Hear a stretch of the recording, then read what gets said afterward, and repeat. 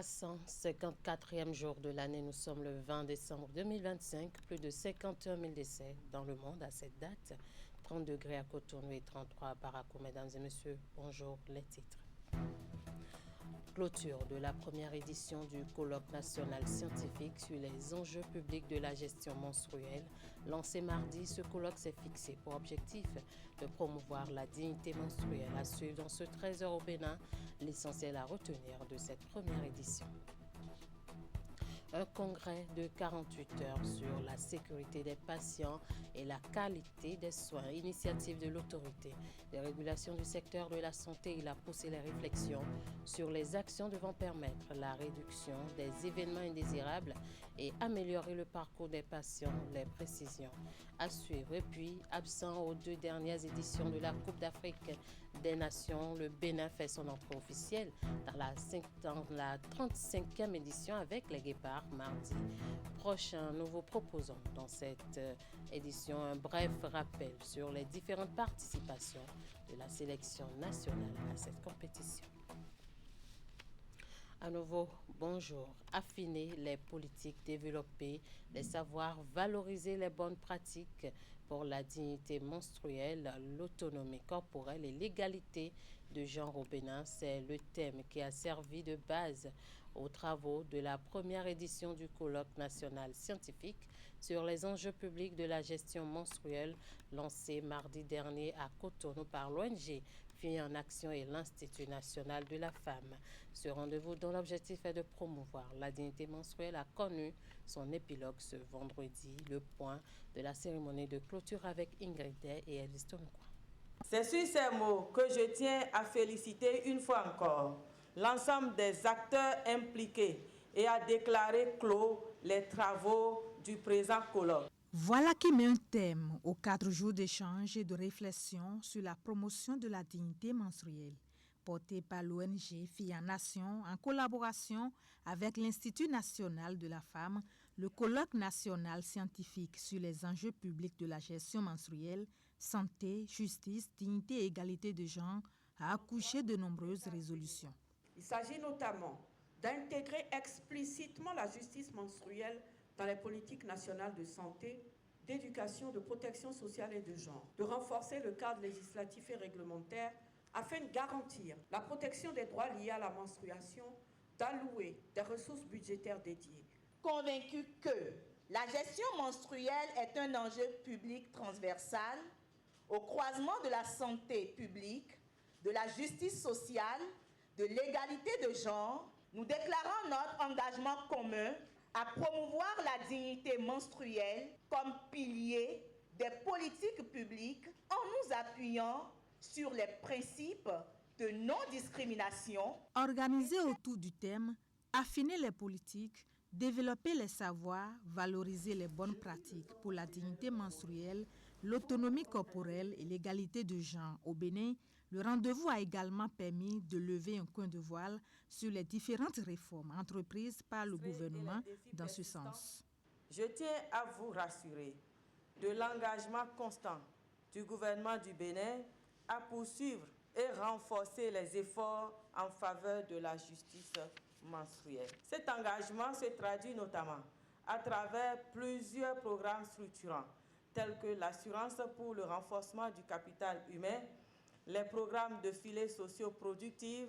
Leaders communautaires, chercheurs, professionnels de la santé, représentants d'institutions, têtes couronnées, partenaires techniques et financiers ont tous apporté leur pierre à l'édifice. Des échanges de qualité qui ont permis de déconstruire les tabous, de consolider les fondements d'une justice menstruelle effective et inclusive et de promouvoir des comportements favorables à la dignité et à la santé menstruelle. Les promotions 2025 des écoles politiques et de démocratie de l'Institut pour la gouvernance démocratique IGD sont désormais sur le marché. La cérémonie officielle de sortie de ces alumni s'est déroulée ce jeudi à Cotonou en présence de représentants de partis politiques, de la société civile et des partenaires techniques et financiers Hugues Viengbe, Henri Gonti. L'Institut pour la gouvernance démocratique offre à nouveau de la matière humaine aux formations politiques et institutions de l'État. 30 jeunes femmes de l'école politique féminine multipartite et 26 ex-pensionnaires de l'école de démocratie reçoivent leur parchemin. Pendant 6 mois, ces alumni ont subi une formation complète et rigoureuse dans le cadre de la mise en œuvre de 2 projets stratégiques. Renforcement du leadership des femmes en politique dans les communes du Bénin et renforcement et appui pour des partis politiques inclusifs et démocratiques. Cette opportunité nous a permis d'étudier les parcours de leadership féminin et de découvrir des modèles qui nous inspirent dorénavant à tracer nos propres chemins, à travailler pour mériter davantage et occuper notre place aux côtés des hommes dans les instances de prise de décision à divers niveaux, notamment dans l'arène politique. À la suite d'un processus rigoureux de sélection, ces 56 jeunes que vous avez en face de vous ont pris part avec abnégation aux différentes activités d'un curriculum de formation qui alterne modules de connaissances de base, modules de leadership et coaching, café politique, activités transversales, parcours personnalisé de leadership et activités d'impact sur la communauté. Créé en 2015, l'IGD outille chaque année des hommes et femmes leaders des partis politiques en développement de leur leadership sur la scène politique. Une dynamique financièrement soutenue par le Royaume des Pays-Bas. Promouvoir une démocratie, c'est aussi renforcer les capacités des jeunes et des femmes, futurs acteurs de la vie politique de demain, sur les principes de valeur de la démocratie. La démocratie n'est jamais acquise. Elle se construit, se protège et se renforce chaque jour par l'engagement citoyen, le respect des institutions, le dialogue et l'éthique politique. Cette double cohorte représente les 12e et 13e promotions de l'IGD. Sa sortie porte désormais à 372 le nombre d'alumni livrés par l'Institut. C'est déjà Noël chez les apprenants de l'école primaire publique à Roqueborouet à Cotonou. Ce vendredi matin, ils ont reçu cette année de la part de leur Père Noël de Cotonou des centaines de pailles en guise de cadeaux. Ce geste du philanthrope qui est resté dans l'anonymat a pour but de permettre à ses enfants de célébrer Noël dans la joie. Enseignants, parents d'élèves et autres ont pris part à l'événement. Voici le reportage de Ouliat Sanoussi et Rachidi Soubero présenté ici par Ingrid Day. Ça démarre très tôt ici, à l'école primaire publique à Roqueborouet, par l'emballage des pagnes dans des sacs. Ces paquets sont destinés aux apprenants de cette école 6 à Cotonou. Un don que leur offre en cette veille de fête le Papa Noël de Cotonou qui s'est fait représenter à l'occasion. Vous connaissez votre Papa Noël? Oui. Ce matin, il est avec vous. Applaudissez pour lui. Aujourd'hui, Papa Noël vous a apporté de pain. Il vous a apporté de pain et encore il vous a apporté de l'argent pour couvrir ça en même temps. Bonne fête à tous les enfants de l'école à Roqueborouet. Occasion pour le représentant du donateur de remercier le corps enseignant et les parents d'élèves qui ont fait le déplacement. Cet important don de pain ne se limite pas qu'à l'EPP à Roqueborouet. Nous avons au total 1845 pailles à distribuer dans 2 écoles, que ce soit à Roqueborouet et EPP à Gla. Et dans les semaines à venir, nous irons jusqu'au 7e arrondissement pour faire le reste. Maintenant, nous avons mobilisé plus de 216 tailleurs et couturiers pour pouvoir couvrir ça aux enfants. Et l'argent que nous devons donner aux tailleurs, c'est déjà avec nous. On va remettre ça au directeur de cette école en même temps. Très heureux, apprenants et parents saluent l'initiative et expriment leur gratitude au généreux Papa Noël de Cotonou qui n'est pas à son premier coup d'essai. Merci à Papa Noël de Cotonou. Nous te promettons de bien travailler. Je vous remercie infiniment, cher Papa Noël. Grâce à vous, je vais bien fêter mon Noël. Joyeux Noël, cher Papa Noël. Un grand merci au Père Noël de Cotonou. Cette année, c'est de façon spéciale. Il a pensé habiller les enfants. Elle est blondée, elle est sous plus de 500 de la robe pour filer. Mais alors nous avons attendu et quoi alors bon mais ya volé on a les tonnes et les sokwa mi ton mi a son na tienne kaka. Noël symbolise la naissance de Jésus-Christ et sera célébré le 25 décembre prochain. Et quelques jours avant, le philanthrope, le Papa Noël de Cotonou, n'a pas lésiné sur les moyens pour offrir à ses enfants de quoi passer de bons moments de Noël. Je l'annonçais en titre, l'autorité de régulation du secteur de la santé et le ministère de la Santé ont consacré un congrès à la sécurité des patients et à la qualité des soins. Il s'agit pour cette édition 2025 de réfléchir sur les actions à mettre en œuvre afin de réduire les événements indésirables et améliorer le parcours des patients. Les travaux de 2 jours se sont déroulés à Cotonou en présence de plusieurs partenaires techniques et financiers, notamment l'Organisation mondiale de la santé. L'ouverture de ce jeudi dans ce compte rendu. Le Bénin veut améliorer le dispositif sanitaire des patients grâce à des solutions innovantes et partage d'expériences de tous les acteurs. L'écosystème de santé au Bénin, avec le concours d'autres chassants d'Afrique et du monde, est ici réuni pour exposer les succès et défis dans l'optique de structurer la qualité des soins médicaux. L'édition 2025 de ce rendez-vous porte 2 innovations. La première est relative à son ouverture sur l'extérieur et la seconde à une attribution de dénomination. En effet, précédemment anonyme, ce rassemblement a désormais un nom qui est le suivant: Congrès annuel pour la sécurité des patients et la qualité des soins. Le Congrès annuel pour la sécurité des patients et la qualité des soins 2025 arrive à un moment crucial car il permet de mesurer les progrès réalisés à travers les retours d'expérience des acteurs de terrain et nous pourrons ainsi apprécier la manière dont les départements et les zones sanitaires structurent leur accompagnement pour atteindre 100% de respect des critères essentiels du dispositif pour la sécurité des patients. La sécurité des patients au Bénin, de la politique nationale aux actions concrètes dans les établissements de santé, c'est le thème de l'édition 2025. La thématique, déclinée en communication et par elle, est animée par les experts de l'Organisation mondiale de la santé. Selon l'OMS, c'est jusqu'à un patient hospitalisé sur 10 en Afrique qui subit un événement indésirable. Et une proportion significative des incidents pourraient être évités par l'application rigoureuse de pratiques sûres, de procédures standardisées et une meilleure organisation des soins. En ma qualité de chef de file des partenaires techniques et financiers, l'engagement et la disponibilité de l'ensemble des PTF Santé du Bénin aux côtés du gouvernement. Les travaux de ce congrès vont déboucher sur les recommandations devant permettre de consolider les acquis du Bénin, de renforcer la qualité des soins et d'inspirer d'autres pays de la région.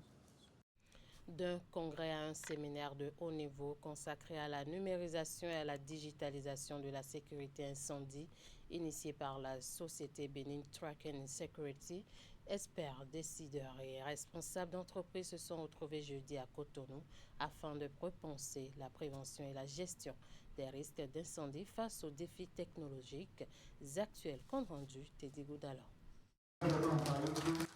Des applaudissements bien nourris pour saluer ce séminaire exceptionnel initié par la société Benin Track and Security.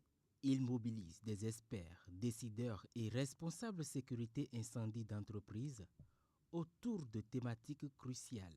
L'avenir de la sécurité incendie, numérisation et digitalisation est la principale. Nous avons compris réellement que nous devons avoir des attitudes face à l'incendie, face à la prévention de l'incendie. C'est ça que nous avons suivi ce matin avec les experts en incendie. Si je m'habitue des termes, si je m'habitue à la pratique, si je m'habitue à la formation, je pense que dès qu'il y aura un feu ou dès qu'il y aura un incendie, dès qu'il y aura quand même un sinistre, je vais pouvoir quand même répondre promptement parce qu'il faudrait que je me recycle afin quand même d'apporter ça à mes collègues, à ma banque. C'est un échange à plus haut point très très intéressant parce que ça nous permet, nous qui sommes des professionnels du métier, d'avoir des outils et aussi de connaître l'évolution de la réglementation là-dessus. Pour mieux éduquer ces acteurs sur la sécurité incendie, l'Agence béninoise de protection civile est mise à contribution.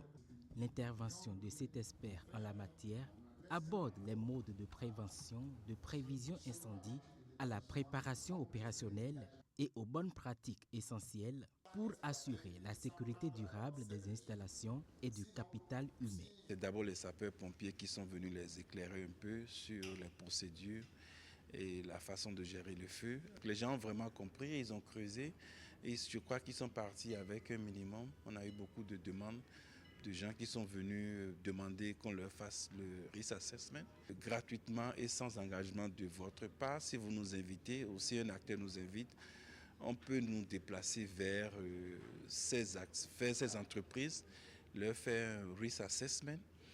La communication de cette spécialiste dépêchée du Nigeria met l'accent sur l'évolution actuelle de la sécurité incendie vers une numérisation et une digitalisation axée sur les solutions intelligentes. Fire safety is not just compliance. Le système de sécurité dont nous parlons aujourd'hui, celui digital, des systèmes intelligents, est important pour nous. Comme je le disais plus tôt, la sécurité ne coûte pas beaucoup. Ça n'a pas de coût. Ça aide dans votre entreprise, ça protège votre investissement, ça protège les travailleurs, ça protège votre entreprise. Et là, lorsque les systèmes de sécurité ne sont pas bien mis en place, ça peut amener une entreprise en faillite. Parce qu'une entreprise qui prend feu et un problème qui se lève, l'entreprise va en faillite et ce n'est pas bien pour nous. Créée en mars 2010, Benin Troakin Security est une entreprise citoyenne spécialisée dans les solutions de sécurité globale.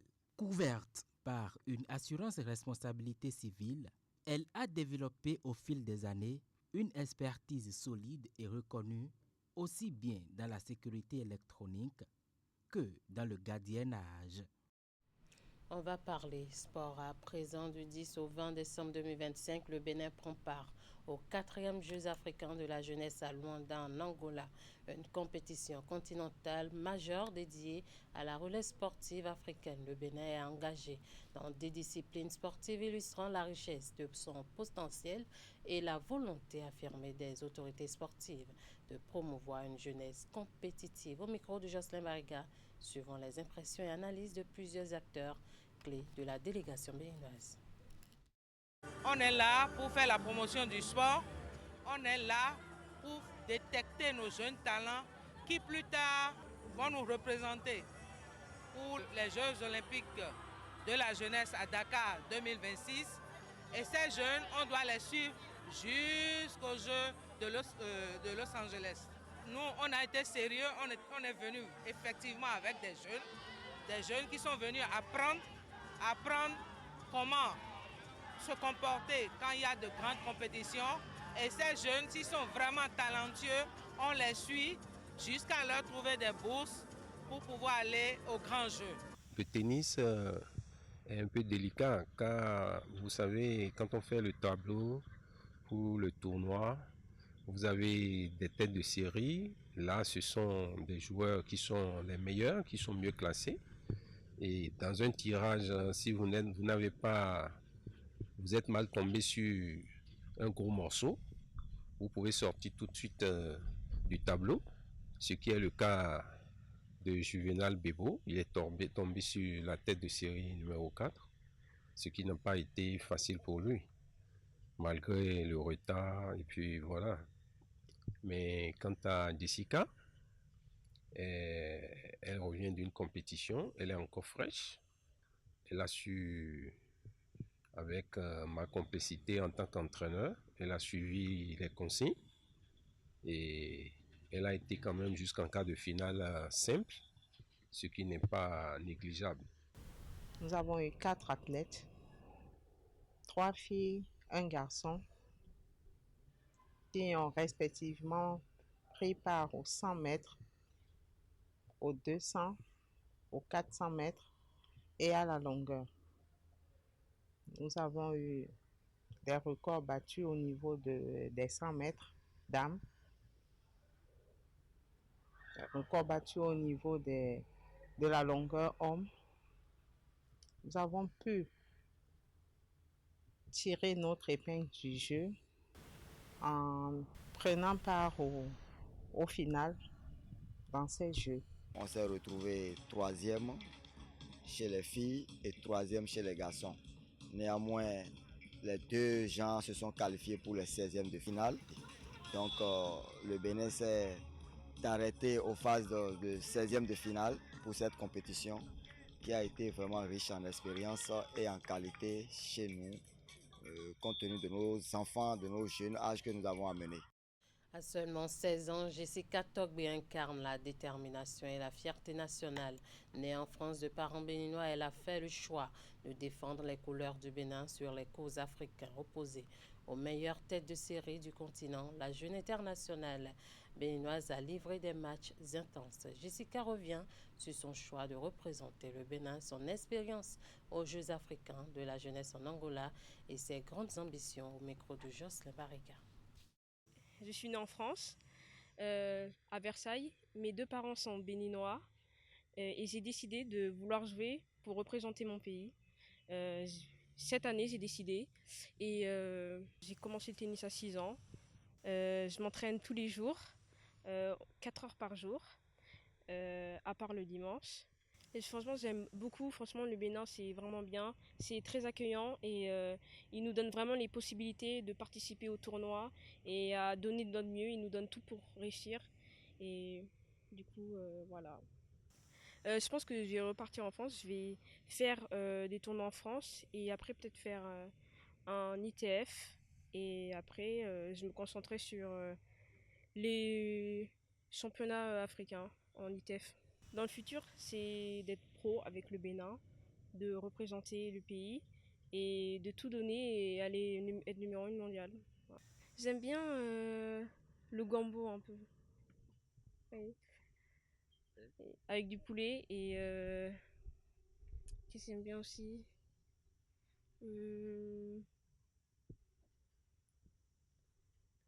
voilà, c'est... Les guépards de leur côté sont d'ores et déjà envoyés en mission par la nation béninoise. À Rabat, ce jeudi, ils ont reçu des mains de ministre des Sports le drapeau national. La sélection nationale s'apprête à faire sa 5e apparition en phase finale de la CAN au Maroc au cours de la 35e édition. La cérémonie de remise s'est déroulée dans l'enceinte ce jeudi après-midi de l'ambassade de Bénin au Maroc. Les précisions. Le geste est symbolique et bien plus qu'un simple acte de passage de témoin. En remettant entre les mains du capitaine le drapeau national ce jeudi 18 décembre, le ministre des Sports envoie en mission les 28 guépards retenus par le sélectionneur Guénot Rohr pour la Coupe d'Afrique des Nations 2025. Il leur confie ici l'espérance de toute une nation. Une mission de porter haut l'étendard du Bénin au cours de cette 35e édition de la CAN au royaume chérifien. Le Bénin compte sur vous. Nous comptons sur votre esprit d'équipe, car c'est ensemble que se forgent les grandes victoires. Nous comptons sur votre engagement, car chaque match est une mission au service de la nation. Nous comptons sur votre patriotisme, car porter ce maillot, c'est défendre les valeurs, une histoire et un avenir. Nous comptons enfin sur votre détermination, votre discipline et votre courage pour relever chaque défi. Après un parcours laborieux lors des éliminatoires, l'équipe nationale s'apprête à faire sa 5e apparition en phase finale de la Coupe d'Afrique des Nations. Absents des 2 dernières éditions, les Guépards sont en passe de signer leur retour sur la grande scène africaine de football. Chacun d'eux est conscient des défis à relever et surtout des attentes du public sportif béninois. Nous représenterons le Bénin de la plus belle image possible et que nous ferons tout, encore une fois, pour montrer vraiment un très bel aspect de l'équipe de football, une équipe déterminée qui a envie de montrer de belles choses, qui a envie de prouver qu'elle est capable de jouer au football et de réaliser de grands exploits. Au nom du gouvernement, du président Patrice Talon et du peuple béninois, je vous souhaite un parcours à la hauteur de vos ambitions et de celle de notre nation. que ce drapeau vous inspire, vous protège et vous élève. Allez les guépards! Les yeux sont désormais tournés vers la compétition et les guépards sont déjà dans la ferveur de leur mission. Steve Mounier et ses coéquipiers feront leur entrée en lice mardi prochain face aux léopards de la République démocratique du Congo. Le décompte est lancé pour Kenotro et ses hommes qui vont lancer leur campagne face aux barragistes de la Coupe du Monde 2026. Et après avoir manqué les éditions du Cameroun et de la Côte d'Ivoire, c'est la 5e participation de l'équipe nationale du Bénin dans l'histoire de la compétition à la CAN. L'apparition que les millions de Béninois ont le plus à l'esprit, c'est celle de 2019, où Stéphane Sessegnon et ses coéquipiers ont atteint les quarts de finale. Pourtant, il y a eu des apparitions du Bénin avant celle de 2019. En exemple, celle de 2004 en Tunisie, 2008 au Ghana et 2010 en Angola. L'élément que je vous invite à suivre retrace l'histoire du Bénin en phase finale de la CAN.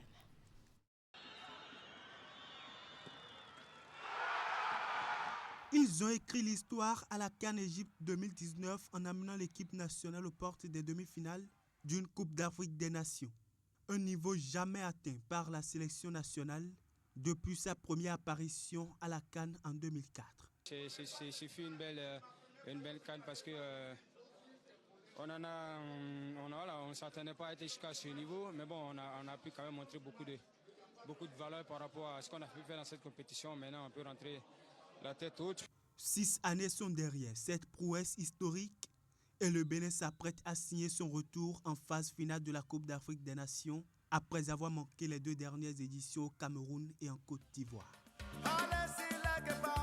Cette fois ça va aller, tout le monde vous accompagne, et on dit ensemble allez-y, je sais qu'on va gagner. Voici où tout a commencé pour l'équipe nationale du Bénin. Le 27 janvier 2004 en Tunisie, l'équipe nationale du Bénin faisait son baptême du feu sur la scène africaine face au Bafana Bafana de l'Afrique du Sud. Le premier match de l'histoire du Bénin en phase finale de la Coupe d'Afrique des Nations, soldé par une défaite 2-0. Suivront 2 autres revers, 4-0 face aux Lions de l'Atlas du Maroc et 2-1 face aux Super Eagles du Nigeria. Le Bénin sort de la compétition au premier tour en terminant à la dernière place de son groupe, mais réussit à laisser une empreinte. Une première apparition dans la compétition et le Bénin réussit à inscrire son premier but en phase finale grâce à la réalisation de Moussa Latundi face au Nigeria.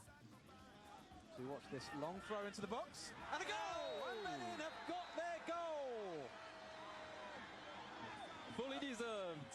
Le Bénin fait son retour en phase finale de la Coupe d'Afrique des Nations au Ghana en 2008, 4 années après sa première apparition. Logé dans le groupe B pour leur 2e participation, Omar Tchomogo et ses coéquipiers n'ont pu faire mieux qu'en 2004 en Tunisie. 3 défaites en autant de sorties. Pour leur entrée en lice, les écureuils d'alors s'inclinent 1-0 face aux Aigles du Mali. Au cours de la 2e journée, ils sont battus 4-1 par les éléphants de la Côte d'Ivoire avant de courber les chines 2-0 pour leur 3e sortie de la phase des groupes face aux Super Eagles du Nigeria.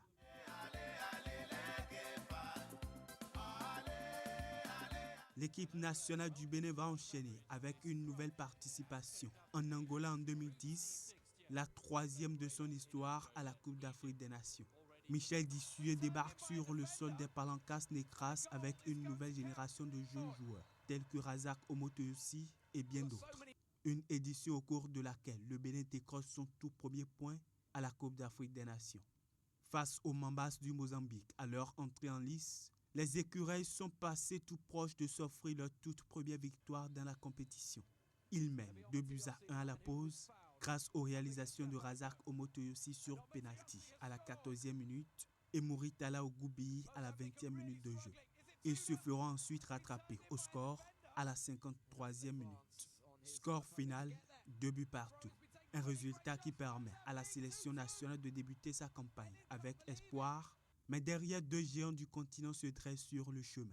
D'abord le voisin de l'Est, le Nigeria qui sort victorieux face au Bénin 1-0 et l'Égypte qui s'impose 2-0. L'épopée de 2019 en Égypte, l'édition au cours de laquelle Stéphane Sessegnon et ses coéquipiers déjouent tous les pronostics. Ils permettent au Bénin de sortir pour la première fois en 4 participations de la phase des groupes.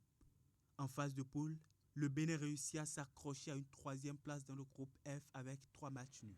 2 buts partout face au Ghana, avec un doublé historique de Michael Poté respectivement à la 2e et 63e minute de jeu. Nul de score vierge respectivement face à la Guinée-Bissau et au Cameroun. Des résultats suffisants qui permettent au Bénin d'être parmi les 4 meilleurs 3e du premier tour et de passer au tour suivant.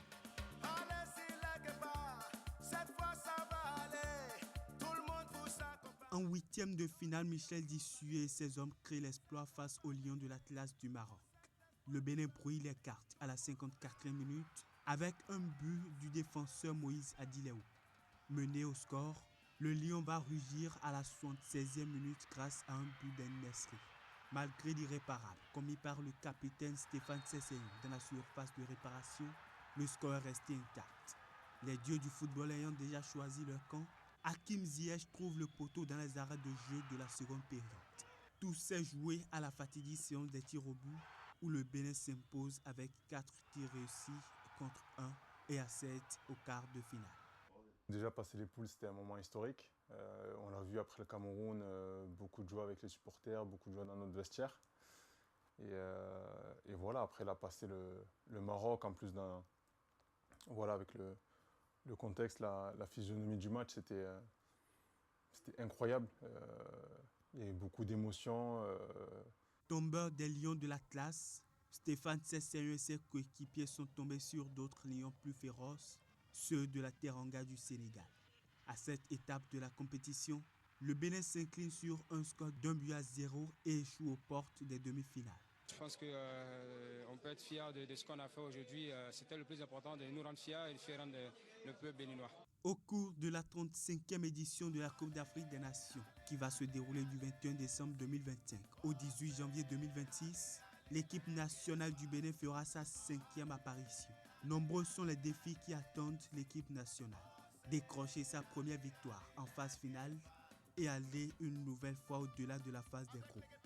De gros challenges dans un groupe T où le Bénin devra composer avec les léopards de la République démocratique du Congo, les zèbres du Botswana et les lions de la Teranga du Sénégal. Merci à Candide Morinto pour ce récit. On souhaite une très belle CAN à nos guépards et merci à vous de nous avoir suivis. Merci à toute l'équipe de rédaction, de réalisation et de diffusion. Passez un très bon week-end en compagnie des programmes de Canal 3 Bénin.